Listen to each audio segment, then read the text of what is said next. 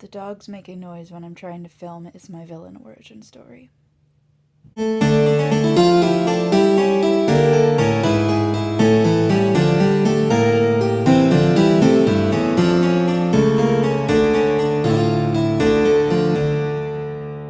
Hello, friends and enemies. Welcome to Horror and Inconvenience, where things are usually spooky and always weird. Today, I am doing the Faces of Horror tag by Juan of Plagued by Visions. This is a delightful little tag that's designed to show how multifaceted horror is in an effort to push back against its tendency to get pigeonholed as a genre, which is a great idea, and I'm really excited to participate.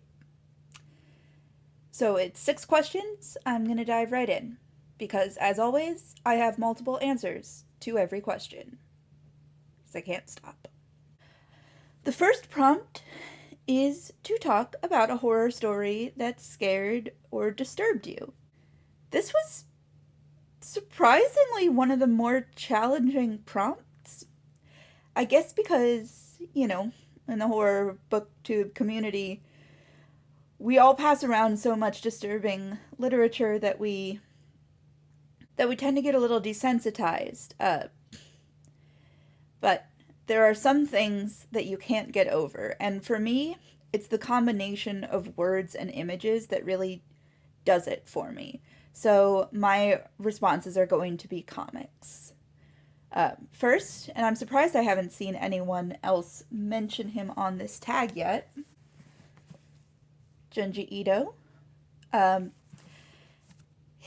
I've mentioned before that his manga Gyo is actually my favorite of his works, and I think that's genuinely disturbing in a way that combines bleak existential horror with pure gross out horror in a way that almost makes an invisible connection that creates body horror in your imagination. It's great. Way underrated as far as his works go. Although, of course, they're all highly rated because they're great.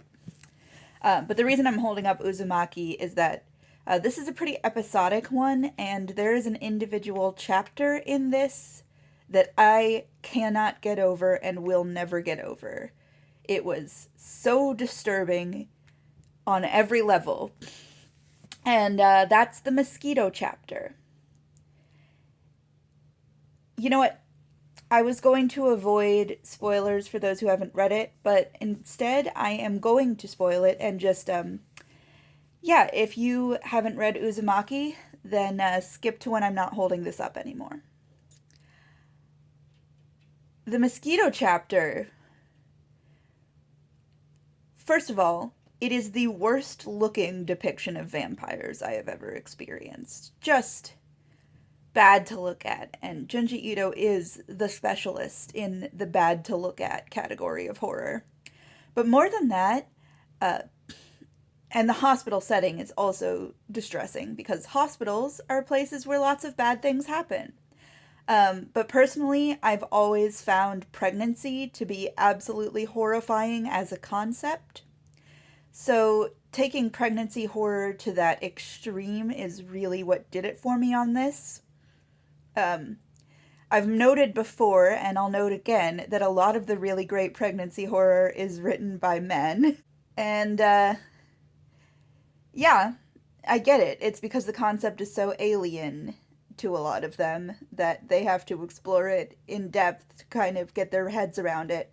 And honestly, for me, it's the same way, because even though physically I could theoretically get pregnant, I don't want to. I've never wanted to, and the idea has always been horrifying and alien to me, so I really vibe with it. This was a nightmare inducer for me. The other book I want to talk about, one of the most devastating horror stories I've ever read, and I haven't seen anybody else talk about it on BookTube yet. If you know of somebody who has, please mention so in a comment. I would love to see any other discussions of this, but that would be Beautiful Darkness, which is the story of a group of fairies that move into a little girl's corpse in the woods and use it as their house. Um, and it's about the fairies' cruelty in innocence. They behave as if they're unaware of other people's pain or the concept of death, and the consequences are devastating. They're absolutely brutal to each other, and they're absolutely ambivalent about the fact that their house is a child's corpse. The child's killer also becomes a character, and it is just brutalizing as a reading experience, but also incredibly beautifully illustrated. This is not for the faint of heart. It's. I can't even talk about it anymore. Read it if you like to have your soul shattered. The second prompt is to talk about a horror story that depressed you or made you cry. Uh, Now, something that I've found really engaging about horror as a genre, and something that's made me love it more as I got older, is that horror, because it's all about darkness and taboo, horror deals a lot with the subject of grief, which a lot of other genres take a light touch with. I mean, you can find grief in a lot of literary dramas, but those tend to try and make meaning out of it in a way that horror refuses to do. And that has always been very soothing to me, as somebody who has dealt with a lot of grief in my life. Um, you know, somebody else trying to make meaning of your suffering is never a fun experience. And horror would never do that to me. So, my three responses on this one all have to do with grief in horror. Pet Cemetery is one of them. It's my favorite Stephen King book. It's most people's favorite Stephen King book. And it is a, it is an unflinching depiction of grief and how people deal with it, while also being a very spooky zombie story. I love that for it. Uh, there's a famous story that Stephen King was so disturbed by what he'd written in Pet Cemetery that he almost didn't publish it. Uh, and he says in the introduction that he had a close shave with his own child that inspired him to write the story and to really explore the depths of what a person can fall into if they love someone and then something goes wrong, which of course happens to most people at some point in their lives. So it really is a horror that touches everyone. It also heavily features pet death in a way that, rather than sensationalizing it or just using it for plot purposes, as a lot of horror does, centers it and really deals with what the death of a pet can mean to someone and takes animals seriously as part of our lives, and I love that about it. It's also what makes it one of the more disturbing reads for me, because, I can relate. It's because I'm a lifelong cat lover. I've dealt with the deaths of a lot of cats, and if I lost a cat and it came back the way Church did, I can't say that I would act all that differently. Uh, Another one in this category is the movie Hereditary, which is all about grief and family trauma. And look, you've either seen it or you haven't, so describing the events isn't going to be helpful here. But it is devastating to watch. It's a relentlessly dark tragedy. And, yeah, it's cathartic. On the subject of tragedy, Titus Andronicus. Yeah, famously supposed to be Shakespeare's worst play, which I disagree with. But it is a very melodramatic tragedy, and it seems purposefully exploitative in a lot of cases. It's very much a schlock and awe kind of story, but it is still at its core a kind of Roman tragedy, and it's Lavinia for me, Titus's daughter, who is brutalized in numerous ways, and just suffers through a majority of the play, horribly mutilated and traumatized. Uh, it's absolutely devastating. And Titus himself isn't a very likable person, but to see him lose all dignity is pretty harrowing. It's very sad in seeing what happens to the main characters. Uh, in Titus's case, due to his own pride, and in Lavinia's case, well, due to her father's pride in large part, and to others' casual cruelty. Well, let's lighten things up a little bit. The third prompt is to talk about a horror story that made you laugh. Now, I am actually a pretty big fan of horror comedy as a genre, so there are a lot of movies I could talk about for this one. Heathers, for instance, is my favorite movie of all time, and, well, you could argue that it's more of a black comedy than a horror comedy. I think those categories overlap a lot, and the events of Heathers, if taken outside their satirical bent, are pretty horrifying. Uh, but what I really want to talk about is a horror comedy that I think is vastly underrated. It's a late Vincent Price offering from the 80s toward the end of his life.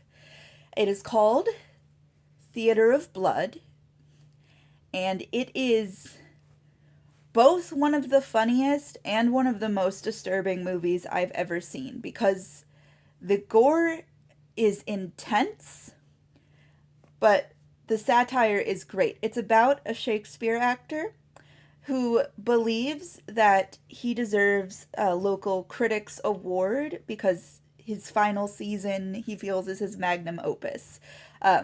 Most people consider him kind of a hammy fraud, though. Uh, he is so offended that he does not receive this Theater Critics Award that at the end of his season he fakes his own death and then comes back as a spirit to enact Shakespeare-themed revenge on all of the critics who slighted him. So, combine the most gruesome death scenes from Shakespeare with just jokes about theater and the art world. I mean, it's like they made this movie before my birth, knowing one day I would be alive to enjoy it, and I thank them for that. There is actually a scene that spoofs Titus Andronicus, and it is one of the most disturbing scenes I've ever seen in a horror movie. It's actually more disturbing than the scene it's based on in Titus Andronicus, in my opinion. Because it concretizes something that is a pretty existential horror moment in the play into something that's also very physically violent. And the comic framing of the scene amplifies the horror in surprising ways. It's just a great movie. If you like to be scared and you like to make fun of, you know, performers, literature nerds, and, you know, high society, you're gonna have a good time. There are some slower scenes in the movie. Not everything works perfectly, but I really think that it's a movie that deserves more attention. Also, before we move on the subject of horror comedy, I want to mention Sweeney Todd, which is my favorite play by my favorite composer, Stephen Sondheim, rest in peace. And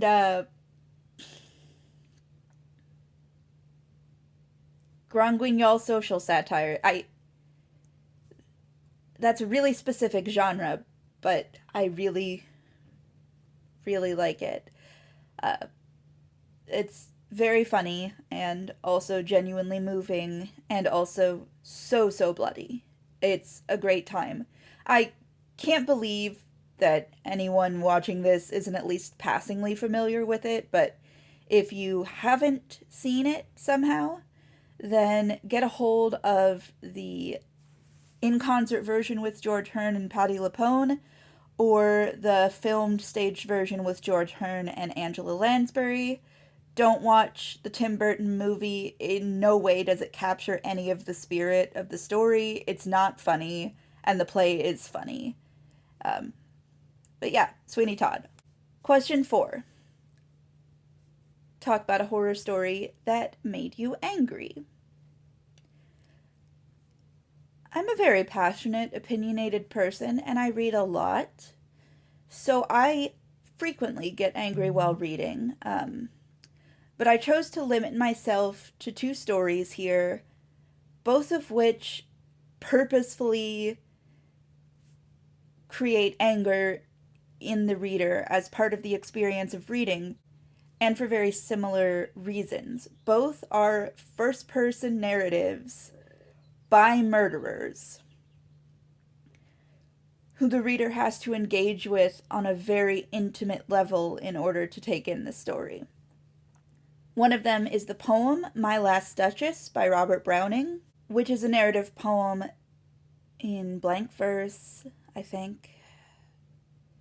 I have to be honest, I did not reread it before this video, so I could be wrong about the verse form. But it is narrated by a duke who is showing the reader his manor and bragging about all of the things that he has, and one of those things is a portrait of his last wife, who you discover through his smug recitation he murdered. It's absolutely infuriating because it puts you in the position of listening to this murderer's confession with his absolute glee and your enforced silence. It's infuriating. I love this poem. The other one I want to talk about in the same vein is the novel Zombie by Joyce Carol Oates. Technically literary fiction, but this is a horror novel, and anyone who tries to tell you otherwise hasn't read it. It's narrated by a character, Quentin, who clearly is supposed to be Jeffrey Dahmer. He's the same. It only changes the names. And, it tells the story of him capturing and mutilating and eventually killing a series of men, like Jeffrey Dahmer did. But what's really infuriating about it, it's always infuriating to see a murderer's confession when you are passive as a reader. But more than that, it's the degree to which this narrative highlights how Dahmer's victims were marginalized people, and he was able to keep killing for longer because he knew they were marginalized, and he knew that as a white man he would be protected. So he goes after more vulnerable men and boys who are much younger, much more visibly queer, often black or brown, and he's very methodical about it in the narrative. You see Quentin describing why he chose his victim, and you even see descriptions of the moments where the police almost catch him. It is so disgusting, which I have to think, although I haven't read any interviews with her on the subject, I have to think this is what inspired Joyce Carol Oates to write the novel, right? Is to examine just the utter ambivalence of society to something this cruel. Uh, just an absolutely infuriating read from start to finish. Every second makes you just furious and nauseous. And that's a recommendation. I'm not saying that it's a bad book. It's good because it's doing this on purpose. It does what it's supposed to do. Joyce Carol Oates is a master of her craft. But whew, I'm a little mad just thinking about it. Prompt 5, talk about a horror story that is important to you. Again, I can't pick just one. The first thing I thought of, although I didn't have all that much to say about it, was The Phantom of the Opera. Both the novel by Gaston Leroux and the musical by Andrew Lloyd Webber have had a huge impact on my life. I got into them when I was about 12. Phantom was my first Broadway musical that I saw on stage in New York. And the movie came out around that time, and I was 12, so I did not yet recognize that the movie was bad. And I read the novel the same year. It was a huge obsession for me. I don't know if I have that much to say about it. I don't know that it changed me as a person or anything, but it's a story that's very sentimental to me. It matters to me a lot. And I think reading LaRue, being sparked by the musical to pick up the classic book, which is kind of a blend of the Gothic novel and late 19th, early 20th century detective fiction, really kind of opened me up to some genre conventions that I would need to know when I got into things like Poe. And I don't know, it's just a gateway into a lot of things that I really love. I wanted to mention a song here, a song that's technically comic, but is also pretty horrifying in its own way, and certainly frightened me as a child, but which is very important to my family. And it's the song What's He Building by Tom Waits. I know this is a weird choice, but What's He Building is narrated by a guy who suspects his neighbor of something nefarious, with the refrain, "What's he building in there?" And he describes all of these suspicious details that he has noticed about his neighbor, some of which are comically exaggerated, but some of which are a little suspicious. And it's uncanny because it's possible that the next door neighbor is just a normal guy, in which case you've been placed inside the narrator's paranoia in a very unsettling way. But it's also possible something's going on. It's unlikely, but some of the stuff you're like, So it's funny. It's mostly a joke, but there is an undercurrent of disturbing, sort of horror-like elements. And Tom Waits' voice is in itself unsettling. It grates on the ear in a way that I've come to love, but as a little kid, I certainly didn't feel comfortable with. But yeah, it's a song that we used to play a lot in the car as a family. We used to laugh about it and sing along or chant along. It's mostly spoken. I care a lot about it. I care a lot about Tom Waits. But I still don't know what he's building in there. Finally, for this prompt, I want to mention The Sandman, A Doll's House, which is the second story arc in the Sandman comics. I've talked about Sandman a little bit on this channel before. I think for the last tag video, actually, I covered Season of Mists. Doll's House is my favorite arc. Sandman really started as a horror story that eventually grew into more of a sweeping dark fantasy narrative. With the second arc, it's still pretty firmly in the category of horror, and there's a lot that absolutely delights me about this story. It's a girl who's touched by the endless, the godlike beings that the story is about, who we basically follow her misadventures. And a large part of the story takes place where she's staying at a hotel that is otherwise completely full of the attendance of a serial killer's convention. It's deeply weird, and you have to experience it for yourself if you haven't already. It's a great story. And I think I've already mentioned that having a crush on Rose Walker is a personality trait, and I will be standing by that. Okay, so the final question here, and this is actually one that I could go on for much longer than I'm about to, and I'm probably about to go on a bit. A non-horror story that you consider horror. Oh boy. I want to start with 3 honorable mentions that I think overlap with the horror genre for different reasons.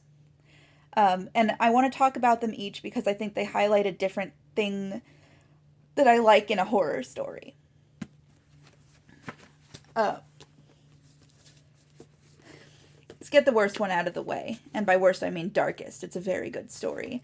That is the story Big Boy Leaves Home in Richard Wright's short story collection, Uncle Tom's Children.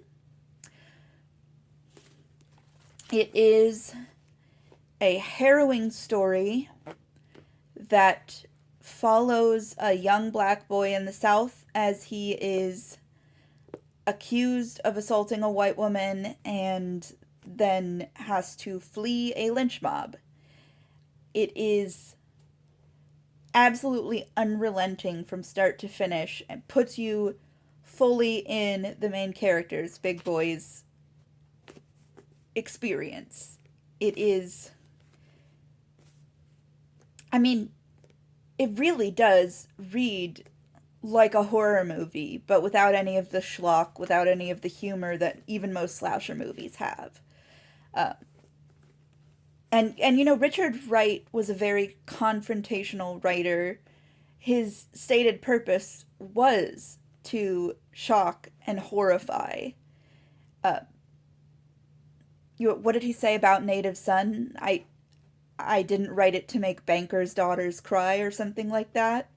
I think in a lot of ways Richard Wright did have the personality of a horror writer. And it's the kind of horror that really puts you on the side of the marginalized character, the way a lot of modern horror does. And very ahead of its time in that sense, because in the horror genre at the time he was writing, you don't get as much of that. The other usually is the horror. I mean, this book predates Night of the Living Dead by more than 20 years. So just absolutely harrowing. And forces your empathy, which is one thing I really like in horror. Somewhere on this list was going to be one of those traumatic children's reads. You know the type. In this case, I'm talking about Across the Wide and Lonesome Prairie from the Dear America Diaries series, which was massively popular when I was a little kid. You can see the Borders book tag on the back there. So these were a series of books written from the point of view of young girl characters throughout history. They came with little ribbon bookmarks and everything. Delightful little books, very collectible now. And I read these like they were candy. I read most of them, I think, at some point. I still have a good 15 of them on my shelf. I think I read most of the rest from my school library. Absolutely could not get enough of these. And a lot of these, because they are history stories, have really dark moments. And some of them are unrelentingly dark. I mean, I Thought My Soul Would Rise and Fly is one of the saddest children's books I know of. And that's about slavery, American slavery. And there's a Holocaust one called One Eye Laughing, the Other Weeping that was absolutely devastating. Um, there's one set on the Titanic. I mean, some of these are very sad. This isn't necessarily one of those unrelentingly sad books, but it's a story of the Oregon Trail. And by the way, that little girl, when I was a little girl, I totally had a crush on her. Uh, but there is a moment in this book that has haunted my nightmares to the point where the moment has shown up in other things I've written because it just pops into my head.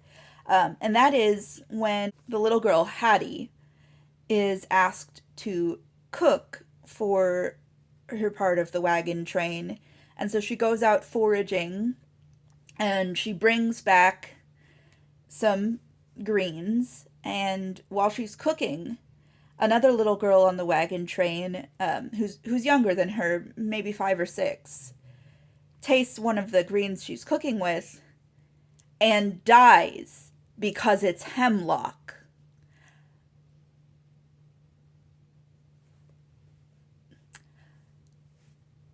A girl of about 10 or 11 accidentally murders a girl of about 5 or 6, and it's the only way that she finds out before she accidentally murders about 10 people instead.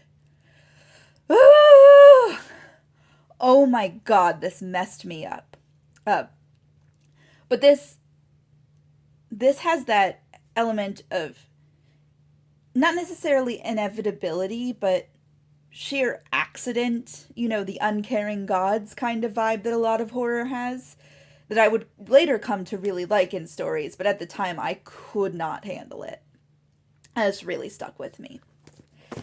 Third runner-up I want to talk about is the story in Greek mythology of Eos and Tithonus, which the gay queen of the classics, Edith Hamilton, on whom I will probably do a video at some point, she summarizes it with her characteristic brevity and almost ghoulishly dry humor. So I'm just going to read a passage from her on what she calls Aurora and Tithonus, Aurora being the Latin name for Eos, god of dawn. This Tithonus, the husband of Aurora, the goddess of the dawn, was the father of her son, the dark-skinned prince Memnon of Ethiopia, who was killed at Troy fighting for the Trojans. Tithonus himself had a strange fate. Aurora asked Zeus to make him immortal, and he agreed, but she had not thought to ask also that he should remain young. So it came to pass that he grew old, but could not die. Helpless at last, unable to move hand or foot, he prayed for death, but there was no release for him. He must live on forever, with old age forever pressing upon him more and more. At last, in pity, the goddess laid him in a room and left him, shutting the door. There he babbled endlessly, words with no meaning. His mind had gone with the strength of body. He was only the dry husk of a man. So, when I was 8, I developed a keen interest in Greek mythology, and my parents bought me this book, and I read it. I read that when I was 8. And what it reads like to me is just a very short Twilight Zone episode, which I could not handle, the Twilight Zone as a kid. Absolutely not. That was a no-go for me. I was absolutely terrified of death, as I think a lot of children are. But the idea of never dying, but endlessly aging, was one that had not occurred to me at age 8, and definitely stuck with me through a few sleepless nights. And it has that sort of surprise twist horror element to it. Like I said, very much reminiscent of the Twilight Zone. Although, of course, it is a very, very old story. And I think mythology and folklore, while they show up in a lot of horror, don't get mentioned as horror in and of themselves very often. So I wanted to highlight that as an example. I think there are a lot of fairy tales and myths that I read as a child, and also as an adult, that could also be classified as horror in one way or another. But that's the first one that popped into my head because yikes. Finally, this is a non-horror story that I consider horror that the author clearly did not intend to be horrifying, which is why I've saved it for last. This story makes me so angry, but I didn't talk about it in the anger category because it's not a horror story. But it is. The dogs are mad too.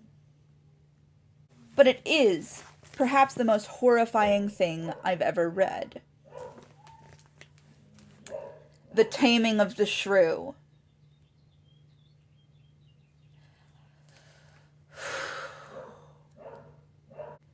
This is one of Shakespeare's comedies. And the joke, supposedly, is that what if a girl was so mean that in order to tame her into a decent wife, you had to act totally crazy? But of course, what totally crazy means in this story is just sheer abuse. This play, the first time I saw it live, made me cry.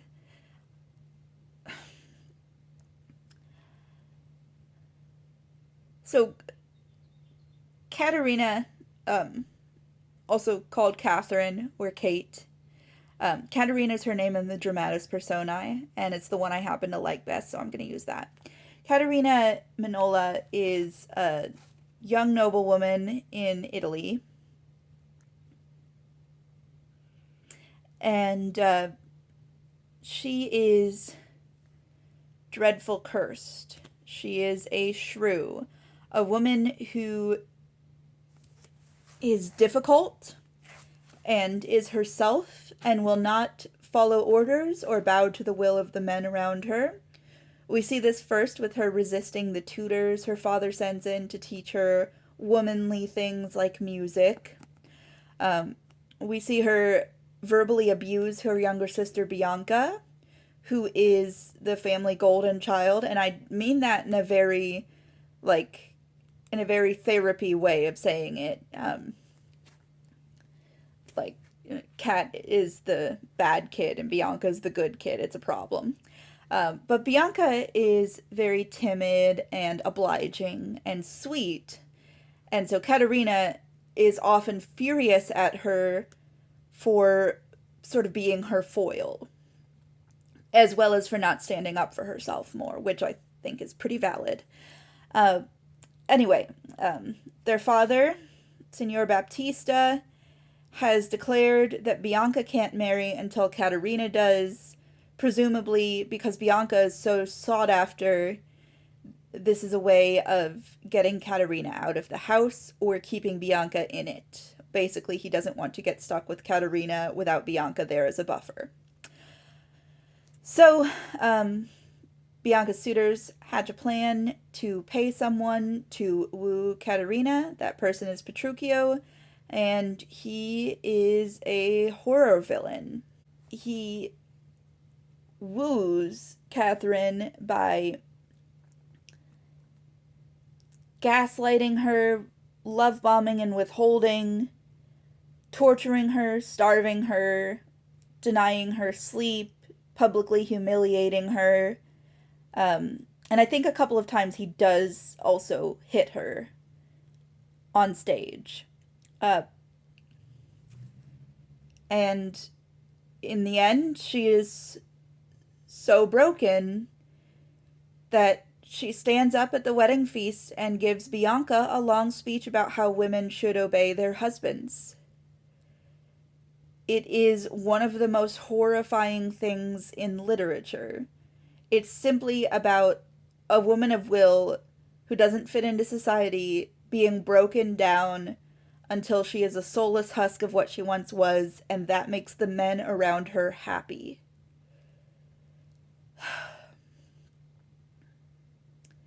getting a little emotional talking about this. I always feel exhausted when I think about this play. I It's also implied in the dialogue that Katerina might be a lesbian.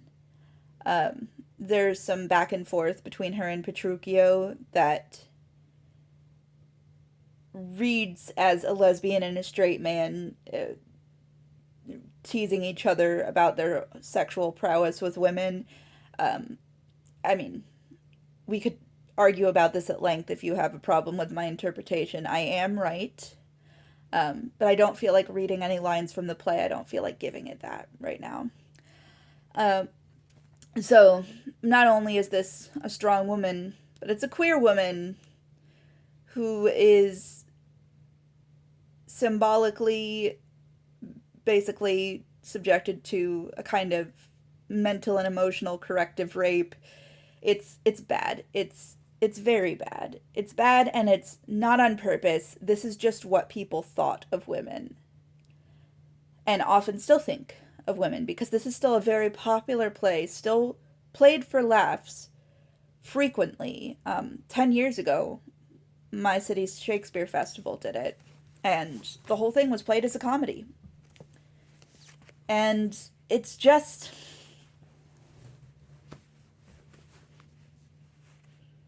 I don't think it should be staged anymore. I mean, it shouldn't be staged anymore. There's no good reason to stage this play. There is no artistic or cultural reason to stage this play that trumps the traumatizing experience of seeing this play. It's not theater anymore to me. Apparently there is a European film version of it in which Katerina slits her wrists as she gives the final speech.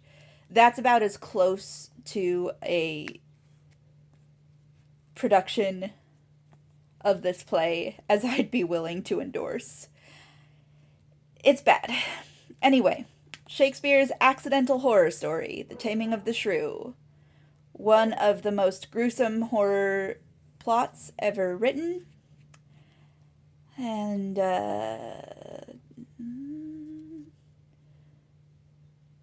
well, this made me sad. But yeah, as you can see, horror, it makes us have emotions.